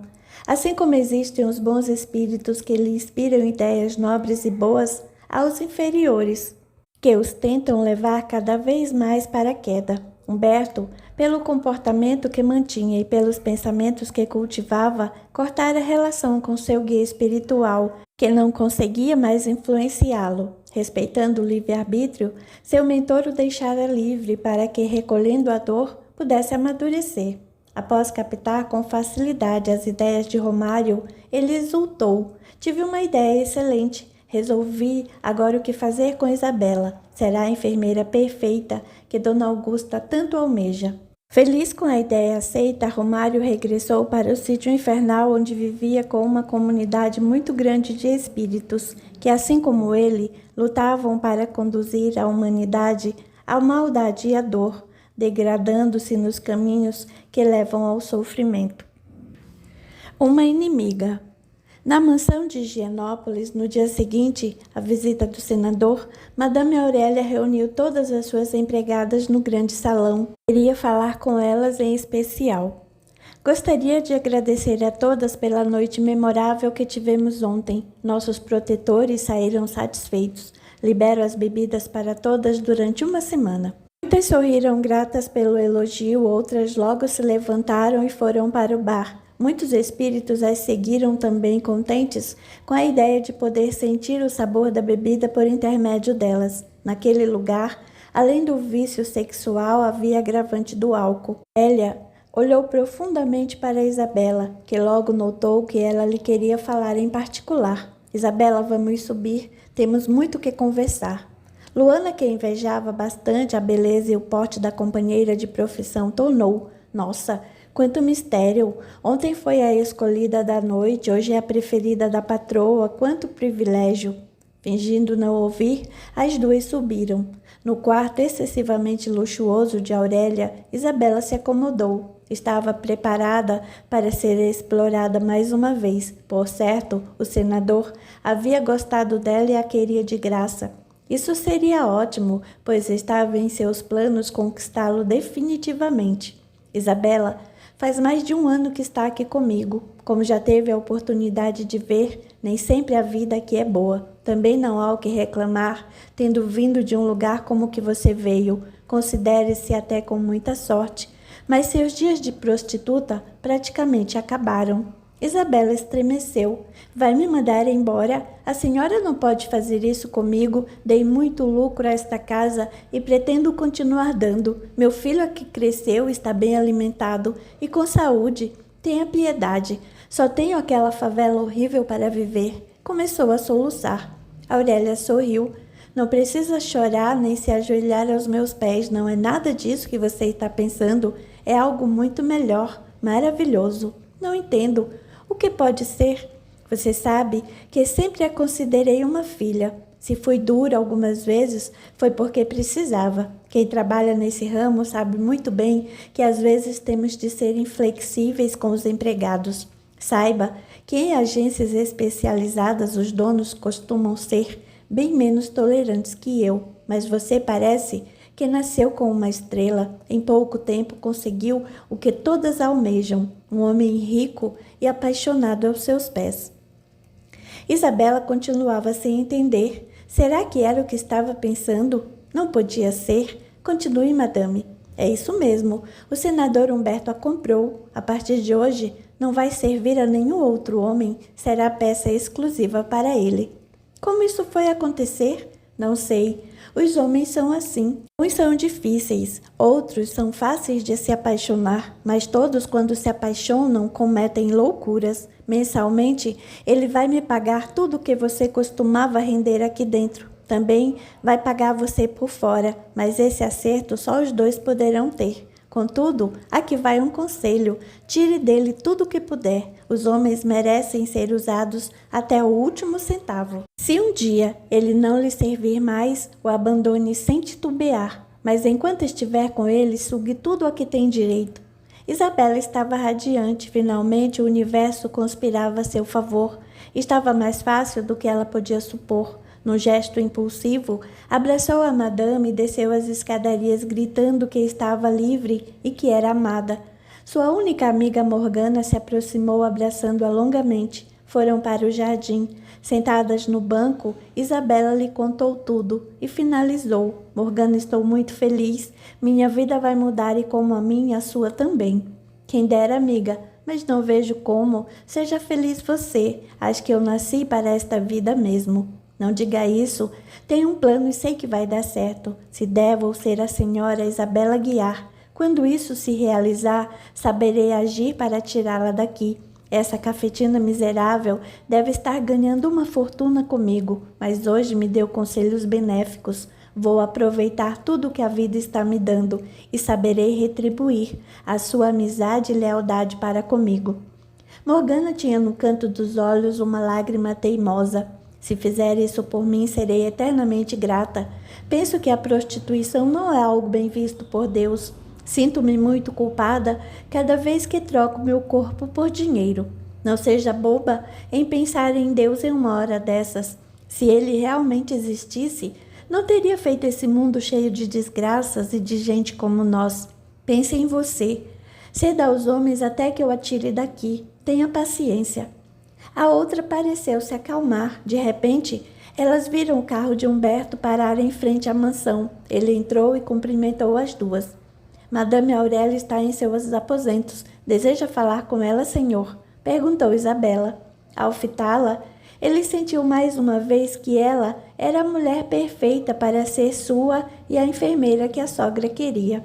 Já perturbado pelas ondas de luxúria provindas daquele ambiente, ele meio tonto respondeu: sim, desejo ter com Madame Aurélia.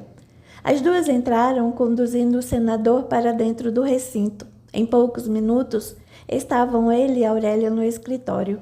O senhor aceita uma bebida? A de sempre, por favor. Depois de servido, ele foi direto ao assunto.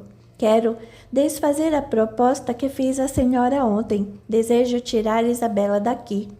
Ela não acreditava no que ouvia. Não podia perder aquela renda mensal de forma alguma. Irritou-se.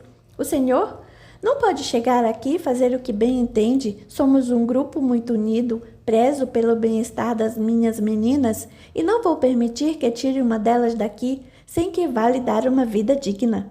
Ele sorriu sarcasticamente. Fez-me rir. Sei que a senhora é uma mercenária que não se importa com nada que não seja dinheiro. Não tente cruzar o meu caminho ou leve essa casa à falência muito mais rápido do que supõe.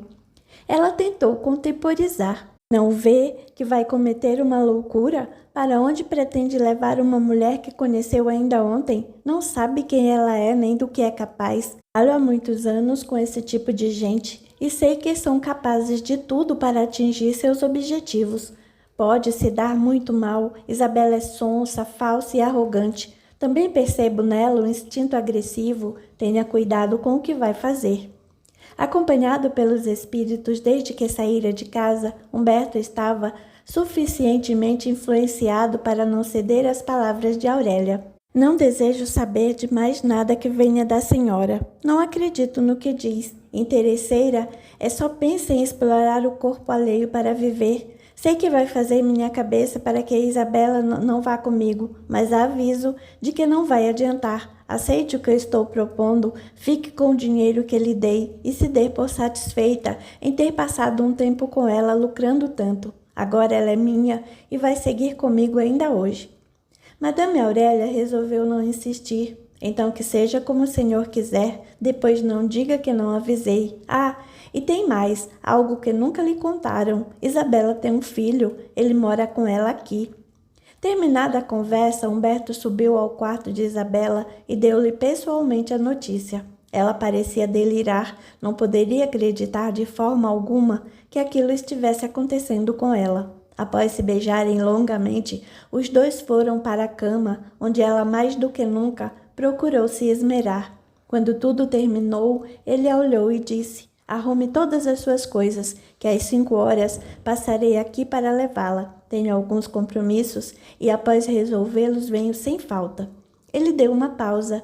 "Tenho outra coisa a lhe dizer. Durante algum tempo, terá de me fazer um favor. Não posso lhe dizer o que é agora. Prepare-se e na hora exata saberá."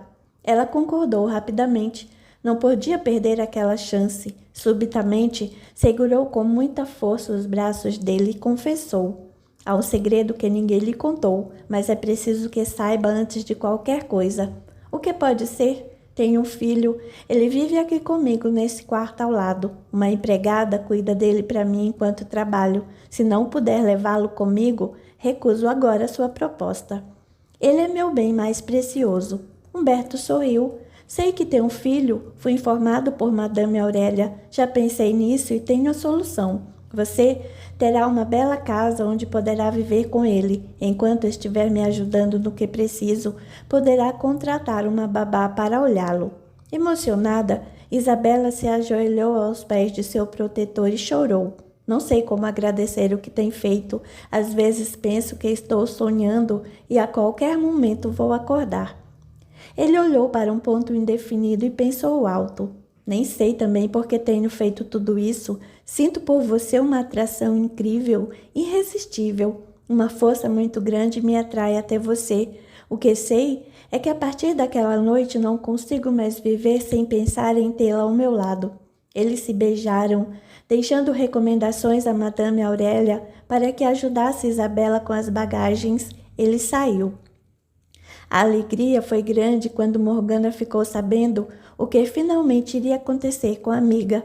Começaram a arrumar as malas e então Aurélia apareceu no quarto. "Saia, Morgana. Preciso falar com Isabela sós." Quando estavam apenas as duas, ela começou: "Não pense que vai sair assim tão fácil daqui depois de tudo que fiz por você. Me deve muito. Vim para fazermos um contrato." Isabela não entendeu. "Contrato? Que espécie de contrato?" A outra sorriu. "Deverá me dar a metade de tudo que conseguir ao lado do senador.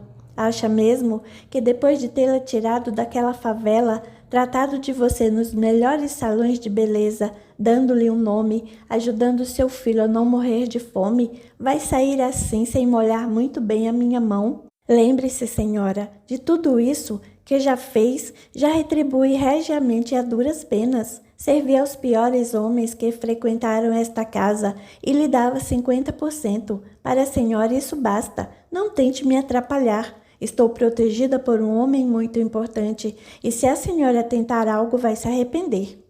Aurélia sentiu muita raiva naquele momento. Quem ela pensava que era? "Escute aqui. Ninguém me passa para trás e fica impune. É melhor aceitar meu acordo agora ou ganhará uma inimiga para o resto dos seus dias. Ameaças comigo não resolvem. Aprendi desde cedo a ser forte. Fui estuprada, engravidei. Desde criança tive de cuidar de mim. E não é uma mulher como a senhora que vai me atrapalhar. Antes disso, não viverá para fazer nada." "Está me ameaçando. Não sabe com quem está lidando. Engula tudo o que disse." Dizendo isso, deu uma bofetada no rosto de Isabela que revidou. As duas então começaram uma luta corporal. Morgana e as outras que escutavam atrás da porta invadiram o quarto e acabaram separando as duas. Despenteada, rosto cortado e com expressão de ódio, Aurélia parecia um monstro. "Arrume suas coisas e suma daqui, mas saiba que vou persegui-la enquanto viver. Você foi o meu maior investimento. É justo que agora eu cobre. Ainda vai me ver bastante." Ela saiu com ar ameaçador. Morgana e Eudásia correram para sacudir Isabela, que estava no chão, chorando desesperadamente e tinha marcas em todo o rosto. Tiraram-na do chão e a colocaram sobre a cama. Ela chorava, rosnava, mordia os lençóis e a cama de tanta raiva. Em meio ao ódio, gritou em voz alta: Quem ganhou uma inimiga foi a senhora. Juro que não viverá muito tempo para atormentar minha vida. Eu tirarei a sua primeiro. Morgana interrompeu. Isabela, acalme-se. Não diga mais nada para não se complicar. Lembre-se de que tem um filho que depende de você. Nessa hora ela caiu em si. A lembrança do filho a fez refletir bastante. Instintivamente foi ao quarto contíguo e encontrou sobre a cama. Ao vê-la, Daniel sorriu. Isabela chorou emocionada, pegou-o no colo e lhe falou: Filhinho, a partir de agora a mamãe vai poder dar-lhe tudo o que você precisa para ser um grande homem. Vou ensiná-lo a conquistar o que desejar e passar por cima de quem for preciso para vencer. Trazendo o filho para o quarto, Isabela, Eudásia e Morgana começaram a arrumar as malas. Já era noite, quando Humberto chegou de carro e a levou. As despedidas foram tristes, principalmente para Eudásia, que cuidava de Daniel havia mais de um ano, e Morgana, que realmente era amiga de Isabela. Pelo vidro da janela de seu quarto, Madame Aurélia olhava com ódio o carro que partia. Ao seu lado estava Luana, que se juntara à patroa para ajudá-la nos planos de vingança. Perto das duas, várias entidades sombrias as abraçavam, inspirando os mais cruéis pensamentos. Patrícia acabara de ouvir uma palestra maravilhosa sobre o karma no centro de estudos que frequentava. Após receber os passes e tomar a água fluidificada, ela foi procurar o palestrante. Depois de alguns cumprimentos de outros presentes, finalmente conseguiu se aproximar de Rodolfo. Gostaria de tirar algumas dúvidas sobre a palestra de hoje. Foi muito boa e proveitosa. Rodolfo, muito simpático, a fez sentar-se num dos bancos. Realmente, o karma é um assunto muito interessante que deve ser estudado e entendido em seu real sentido. Infelizmente, as pessoas o têm deturpado sobremaneira. É isso que eu gostaria de saber. Desde que iniciei minhas vindas aqui, tenho procurado ler muito a respeito do espiritismo, mediunidade, vida após a morte e tantos outros assuntos ligados à espiritualidade. Para isso, fui numa boa livraria e comprei vários livros a respeito. Porém, tenho percebido que alguns deles ideias conformistas sobre o karma, sobre o sofrimento, e alguns até se referem à punição e castigo. O que aceitar de tudo isso? Na literatura espírita e espiritualista, existem muitos autores que ainda teimam em continuar pensando de modo radical sobre certos assuntos. Eles ignoram que o pensamento evolui e ainda se prendem de forma ortodoxa ao que foi dito tempos atrás. Patrícia refletiu. É isso que eu não consigo entender. Aqui aprendemos que Deus não castiga nem pune, apenas dispõe os fatos, para que cada um colha aquilo que plantou e aprenda a viver melhor. Todavia, lendo as obras de Allan Kardec, sempre deparo com frases que fazem alusão ao castigo e à punição divina. Pode me explicar por que isso acontece? Rodolfo se levantou e disse: Para isso, preciso que venha comigo à nossa biblioteca. Eles saíram e logo entraram numa grande sala com imensa quantidade de livros. Aqui, a biblioteca, nela, há muitos livros da literatura, tanto espírita quanto espiritualista. Para responder às suas dúvidas e esclarecê-la quanto às outras que possivelmente vão aparecer em seu caminho, primeiro vamos ver um dos principais livros para os espíritas. Eles sentaram.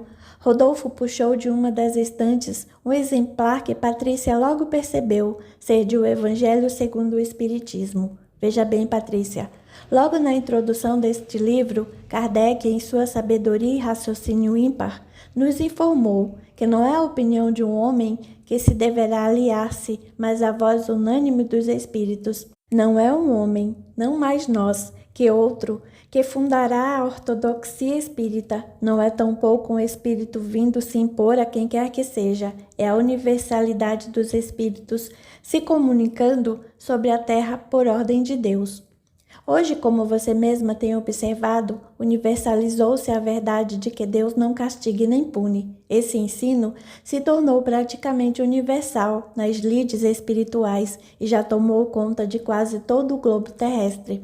Mas não pense que foi fácil essa generalização. No princípio, os espíritos superiores encontraram nos médiuns muita resistência e foi difícil essa ideia tomar forma. As pessoas rejeitavam-na como se fossem misticismos, sem nem atentarem para o que dizia o bom senso.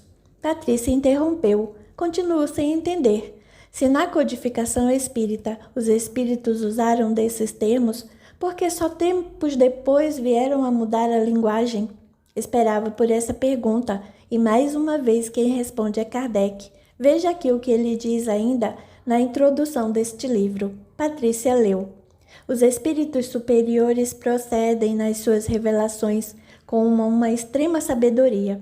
Eles não abordam as grandes questões da doutrina senão gradualmente, à medida que a inteligência está apta a compreender verdade de ordem mais elevada e que as circunstâncias são propícias para a emissão de uma ideia nova.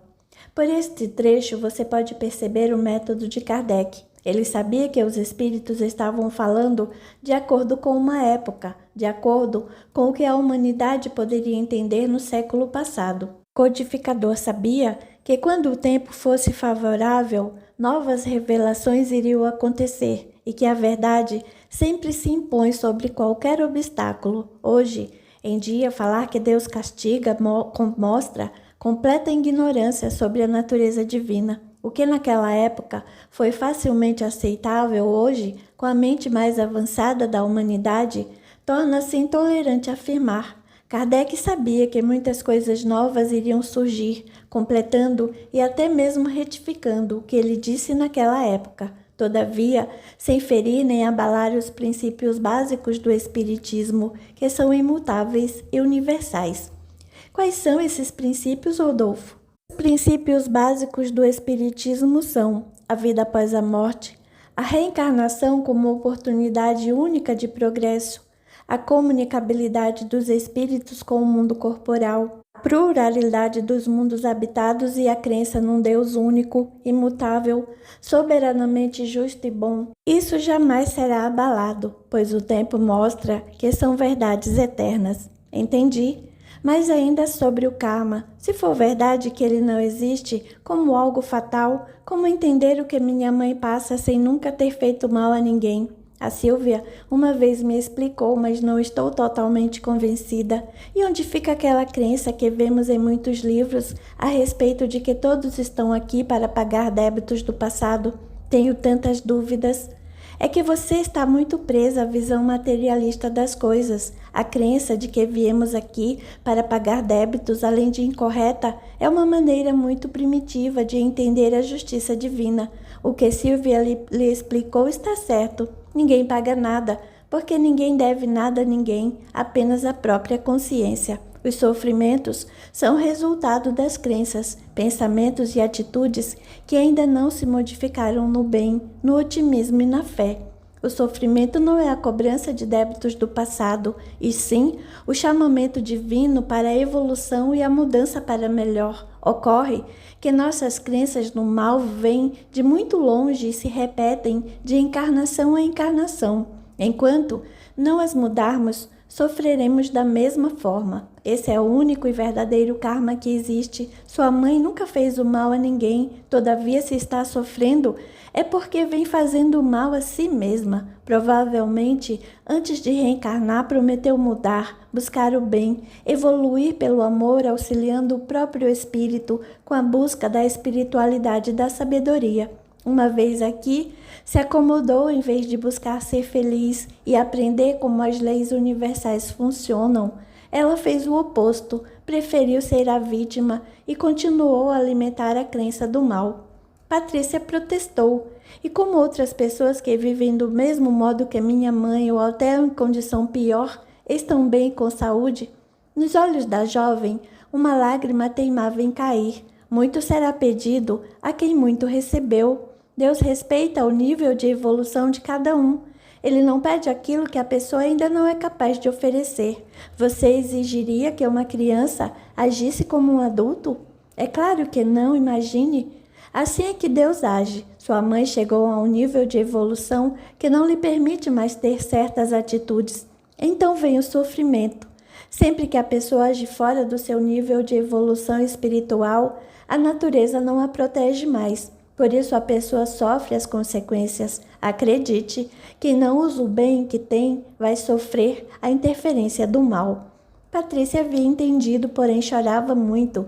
Era-lhe muito penoso ver a mãe, ainda jovem, jogada naquela cama, definhando e sem esperanças. Ao seu lado, Alfredo e Marcos a consolavam. Rodolfo os viu e lhe disse: desabafe, chore, mas saiba que ela não está sozinha. Agora mesmo está sendo amparada por 2 espíritos amigos que querem ver o seu bem. Ela ficou admirada. São espíritos amigos? São meus mentores? Não sei dizer, só sei é que possuem muita luz e a protegem. Renda graças a Deus por ter amigos assim no astral. Ela estava emocionada. Ao sair do centro, tomou um táxi e foi para sua casa. Ganharam um carro último modelo dos pais, porém, ainda não aprendera a dirigir. Durante o trajeto, foi refletindo sobre o que ouvira de Silvia e de Rodolfo e concluiu que eles tinham razão. De repente, seu pensamento foi em direção à sua própria vida. Ela se sentia feliz, não fosse a doença de sua mãe e a ausência do pai em casa, sua vida seria uma total felicidade. A perda dos irmãos também a chocara bastante, mas ela logo se recuperara. Ao ver seus corpos naqueles caixões, ela sentia no íntimo que a vida não terminava ali. Tinha amigas, mas gostava de selecioná-las. Às vezes preferia sair só, a ter companhia de certas pessoas que não lhe agradavam. O que faltava mesmo era um namorado. Já tinha tido alguns, mas nenhum deles a tocara profundamente. Contudo, Patrícia confiava na vida e sabia que um dia, mais cedo ou mais tarde, a pessoa amada iria aparecer. Após pagar o táxi, Patrícia entrou e logo percebeu que sua avó permanecia na casa. Vovó, a senhora ainda está aqui, mamãe piorou? Não, filha. Estou esperando o crápula do seu pai chegar. Hoje teremos um acerto de contas. Patrícia sentou-se ao lado da avó. Augusta de Camargo já estava velha, porém em seu rosto havia poucas rugas, além do que sempre se vestia com muita elegância, algo incomum em mulheres de idade avançada. Por que esse ódio tão grande contra papai? Que mal ele lhe fez? Esse assunto não é para uma mocinha como você. O meu acerto de contas com ele hoje é outro. Sua mãe precisa de uma enfermeira e pela manhã ordenei que ele providenciasse uma para cuidar dela o dia todo. Humberto me garantiu que traria a moça ainda hoje, veja só, são 10h30 e nada de ele chegar. Vovó, ele é um homem muito ocupado, mas quando promete, cumpre. Apesar de a senhora nutrir esse ódio por ele, sempre o amarei, e mamãe também. Não acho bom guardar rancor no coração. Quem o cultiva é o primeiro a se prejudicar. Esse tipo de sentimento provoca emoções desordenadas que causarão problemas de saúde. Cuidado, vovó. Eu a amo muito e a quero sempre do meu lado. Augusta enterneceu-se. Ah, você é realmente um anjo, mas esse repúdio que sinto pelo Humberto é mais forte que eu. Filha, pense bem, já é do conhecimento de todos que sua mãe tem poucos meses de vida. Temos de nos conformar. Quero que quando ela nos deixar, você venha morar comigo em minha casa. Não, vovó, isso não. Gosto muito da senhora, mas vou continuar vivendo aqui. Ademais, quem somos nós para dizer que uma pessoa vai ou morrer ou viver? Só Deus é que pode saber. E quanto à vida, a esperança. Mesmo assim, caso mamãe se vá, irei continuar aqui nesta casa que ela tanto amou e da qual cuidou. Vou me casar e ter minha família e quero que seja aqui o meu lar. Você não vê que quer viver ao lado de seu pai pode prejudicá-la? Ele vai colocar em sua mente valores perniciosos, vai influenciá-la e você vai se perder. Comigo não ocorrerá esse risco. Não acredito que ninguém influencie ninguém dessa maneira como dizem. As pessoas podem nos sugerir atos, ideias, pensamentos, mas só nós fazemos o que queremos. A conversa foi interrompida pela chegada de Humberto. Augusta levantou-se e foi logo perguntando: onde está a enfermeira que você prometeu trazer? Desde já digo que não aceito desculpas. Se essa moça não vier, levarei Patrícia e Flaviana para minha casa. Você sabe muito bem do que eu sou capaz. Humberto fez de tudo para não perder a paciência com aquela senhora intragável. Tive muitos compromissos hoje e só encontrei a pessoa ideal no fim do dia, de modo que ela não poderá vir hoje à noite, mas está contratada e começa amanhã cedo. Patrícia deu um beijo nele e o abraçou. Augusta ia discutir, mas quando viu aquela manifestação de carinho entre pai e filha, resolveu desistir. Espero que seja verdade. De qualquer maneira, vou dormir aqui hoje. Ligarei para a Fátima ordenando que cuide de tudo em minha casa e amanhã bem cedo estarei de pé esperando a enfermeira. Se eu gostar, ela continua, senão ela sai. Dizendo isso, deixou os dois sozinhos na sala e dirigiu-se ao telefone. Conte-me como foi seu dia, papai. Ah, filha, muito cheio. Sempre que venho a São Paulo, os compromissos políticos tomam a maior parte do meu tempo. Essa vida é boa, mas tem hora que dá vontade de deixar tudo. Queria o Senhor mais presente aqui. Desde que meus irmãos morreram e que minha mãe adoeceu, esta casa está uma tristeza. Humberto sempre se sentia mal quando alguém mencionava aquele assunto. Tentou mudar o rumo da conversa e logo estavam conversando amenidades. Após algum tempo, subiu e foi ver a mulher. Ela dormia com uma aparência mais cadavérica do que no dia anterior, mas aquilo agora não importava. Tomou um longo banho e deitou-se. Começou a se lembrar de como tinha convencido Isabela a aceitar ser uma enfermeira em sua casa. Eles tinham parado na frente de um hotel simples. Vão instalá-la aqui primeiro. Dentro de uma semana, terá sua casa com tudo de melhor e moderno que há. Ela estava em estado de felicidade. Não sei como lhe agradecer. Sinto não merecer o que está me ofertando. Não diga isso. Você merece muito mais. Agora entremos. Temos muito que conversar. Lembra da proposta que tenho a lhe fazer? Lembro sim. Vamos entrar. Estou ansiosa para saber. Entraram. Já devidamente instalada e alimentando Daniel, ela começou a ouvir o que Humberto tinha a lhe dizer.